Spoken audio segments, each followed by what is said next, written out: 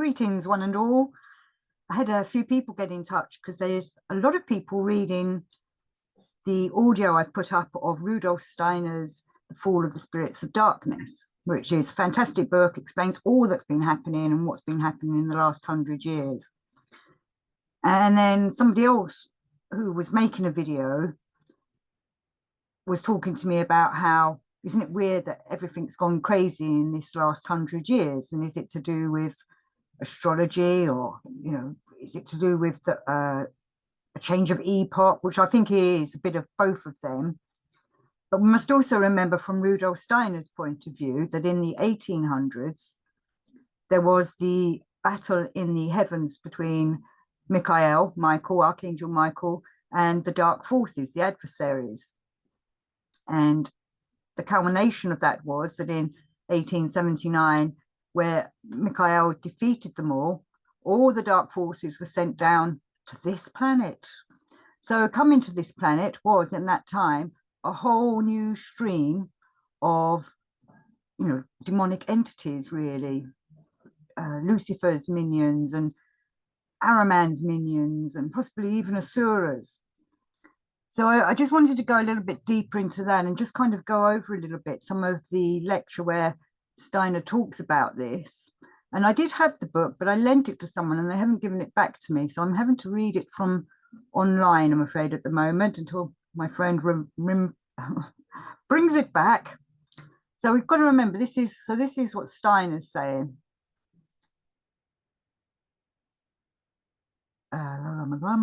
The deeper sources of such events, and today we are very much involved in their after effects, which will continue to have an influence for a long time to come. So he's given this lecture in 1917 in Dornach, and he's talking about this battle between Michael and the other, the dark forces, which was occurring in the world of the spirit. And he says, and if we investigate the processes in that world which have come to outer expression in the event of which I've just spoken, and he was talking about how, we've had World War One just happening, 1917 this is, so World War One's been occurring, and various other warlike things have been happening throughout the world in different areas, but obviously World War One affected many, many different continents. So he's saying, and if we investigate the processes in that world which have come to outer expression in the event of which I've just spoken, we have to point to a struggle, a real war in that world, which began then and came to a certain conclusion for the world of the spirit by the autumn of 1879. Now, this battle that Michael had with the dark forces in the other realms, that was going on from the 1840s until 1879. So 1840s, 1850s, 1860s, 1870s, it's going on to 40 years, this big battle up above or below or wherever the spirit realm is around us. And he's saying this may be called a battle which the spirits who are followers of the spirit belonging to the hierarchy of archangels, whom we may call Michael, fought with certain Ahrimanic powers. And Steiner goes on to ask us to consider having this battle happening in the spiritual world. And he's saying everything I'm referring to at the moment, discussing about World War One, and I would say put this to what's been going on as well with us in the last few years, is all to do with this battle and this fall of the spirits of darkness. Because, like I said, Michael sent them down to this earth for us to work with. Our mission is to help redeem these dark forces. Now, I know many people want to go into war with them, into battle, but that's not really the Christ way. We have to go with forgiveness and redemption, which is quite difficult to do when we see all the awful things that are going on in this world. But the main plan for us, and working from Rudolf Steiner's point of view, is redemption and putting forth Christ consciousness and a Christ conscience. And that's obviously Christ is coming with the mission of kindness and love. So going on. And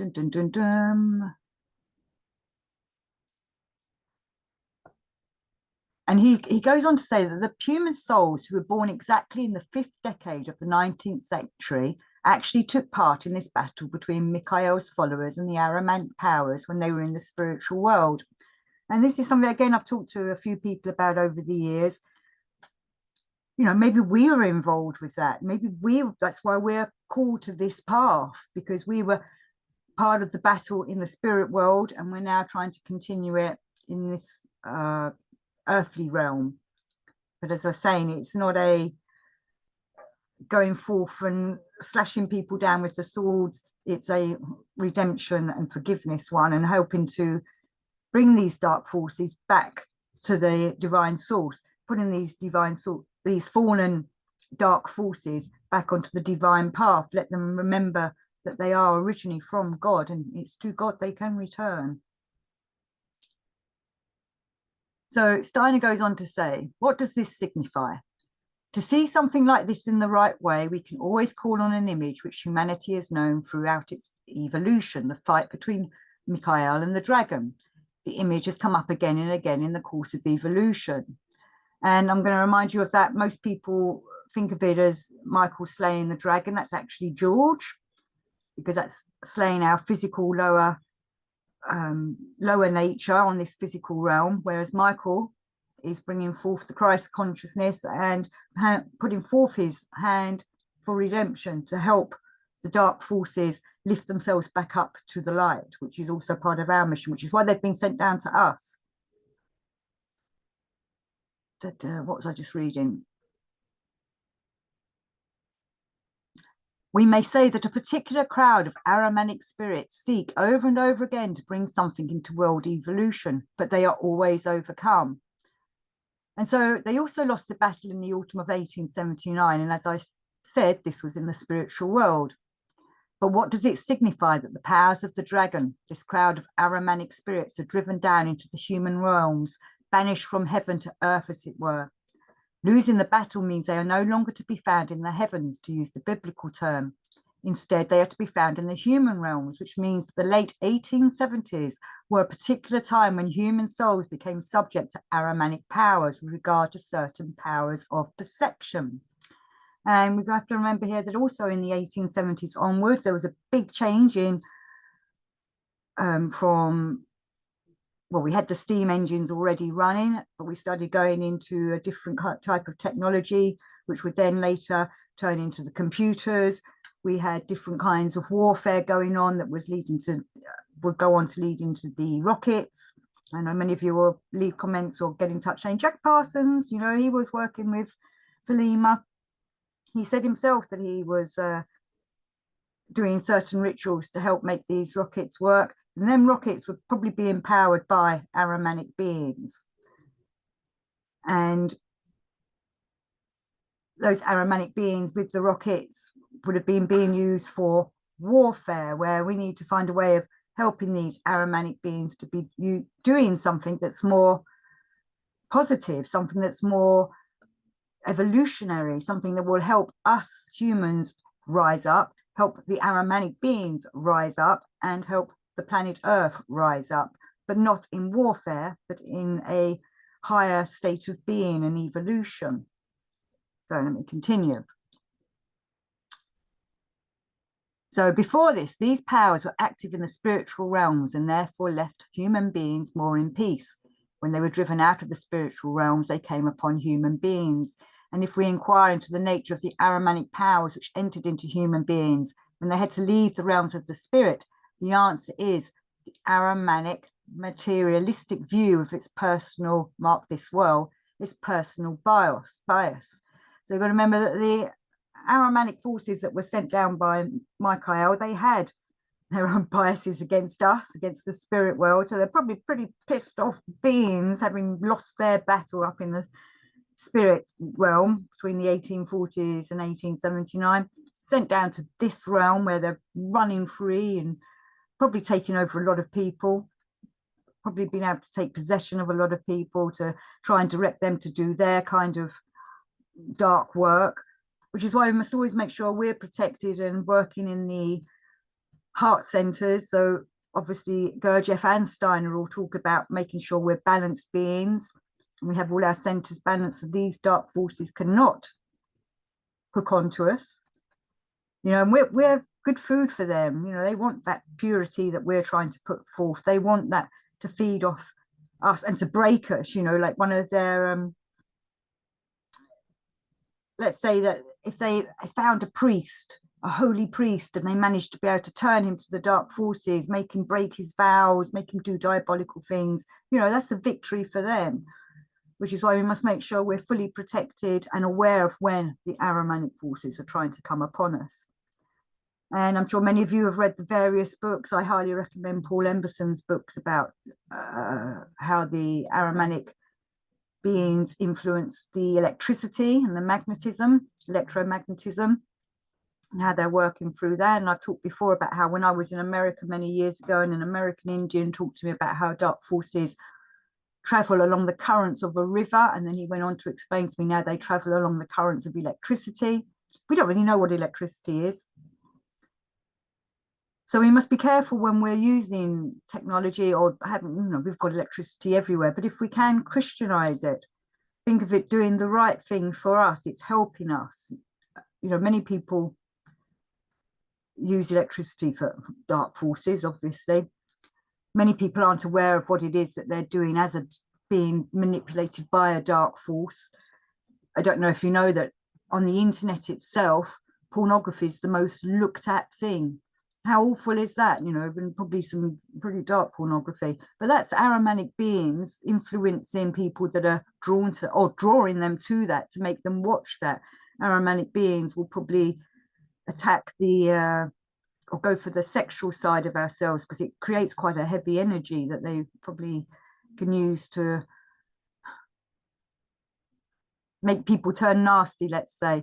But I also believe the Asuras also are very drawn towards our sexual nature, and they will probably want to feed off that and break us by making people do very awful sexual kind of misconducts and such like. So we must make sure we're protected and looking after ourselves so that we're not drawn or tempted by these beings. And I'll just do a quick quote from Steiner, who says, "You only have to trace some of the events which have arisen because of personal inclination since then to understand that they resulted when the Archangel Michael drove the dragon, that is the crowd of Ahrimanic spirits, from the realms of the spirit, from the heavens down to earth. This occurrence has profound significance. The people of the 19th century and of our time are not inclined to pay attention to such occurrences in the spiritual world and to the way in which they relate to the physical world." And we know people are, you know, people get poo-pooed all the time for speaking about this kind of thing. People want to be rational and not have to believe in superstitious, you know, jargon and stuff like that.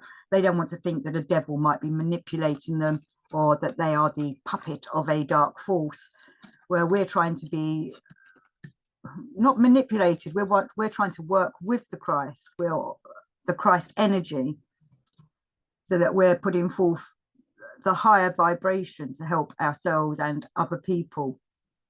And I've done various shows on that, so you can look through the archive if you want me to go deeper into that. I just wanted to concentrate on this for the moment. So this is Steiner. One has to feel the extent to which such a view has its roots in Aaron.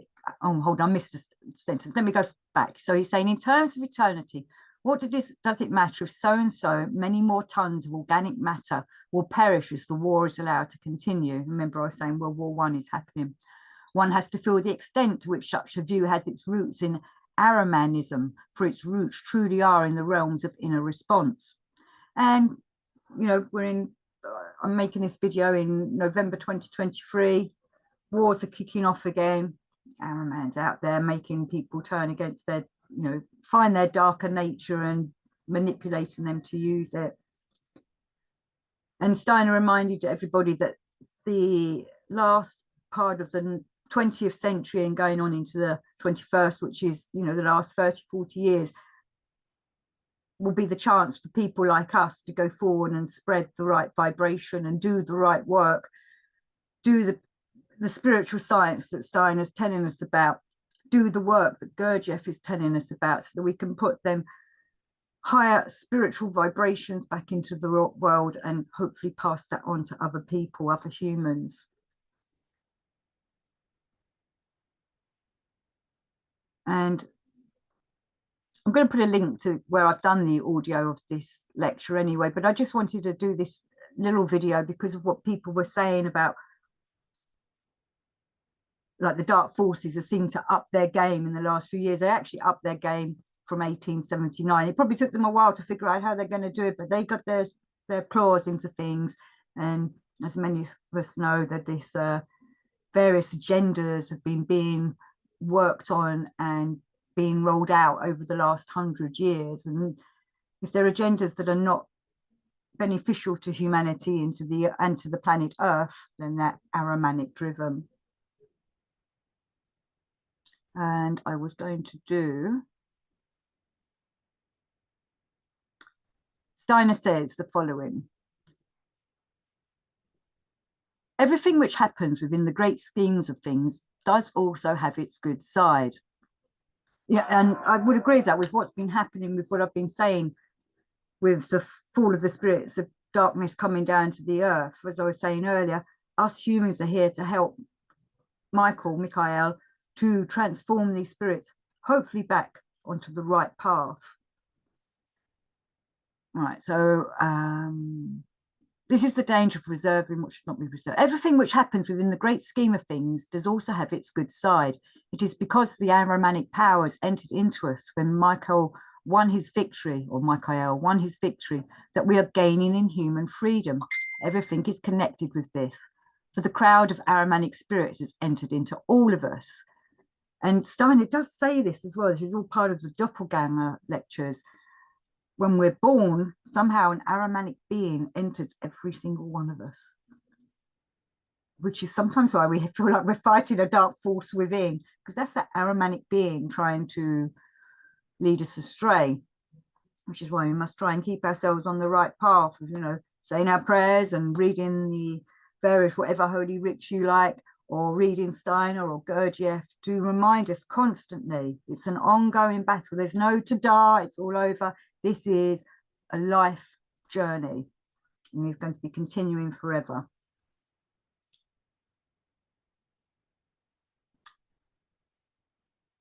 We should not allow the Ahrimanic powers to gain the upper hand, as it were, and we should not fall in love with them. And how many people are falling in love with them? I know many people that like their little demon that's inside them. And that's why it's very important not to go exercising people without their consent. Like, hopefully by doing this kind of work, Gurdjieff work, Steiner work, or whatever you're doing, you're helping exercise your demon in such a way that it's transforming for the light work. But we can't go exercising people that we can see have a demon in them, or listening to their demon, their demonic being, without their permission, because if you do that, you could get that demon out, but according to the Bible and various other magical texts, 7 more will come in and enter. It has to be, like, it has to be permission. The person must want to be helped and cleansed. Right, there's always the danger of people continuing in materialism, in the materialistic Ahrimanic way of thinking, and carrying this on into ages when, according to the plan of things, it should have been overcome. The people who do not turn away from the Ahrimanic materialistic way of thinking and want to keep it would then be in league with everything which has come about through similar victories won over the dragon by Michael. They therefore would not unite with spiritual progress in human evolution, but with material progress. And this is something Steiner says that could happen. There could be, in the future, divide of humanity. There could be 2 types of people: the people that follow the spiritual path and those that follow the material path and want to progress that way, and those that want to be on the spiritual path, which I really hope I'm on, and I hope you guys are too, and we want to develop our spiritual progress. And it's part of the reason why I do these shows. I want to try and help people to do some, because it's difficult on your own. So I'm trying to encourage people to stay on the right path, which I'm sure you are anyway.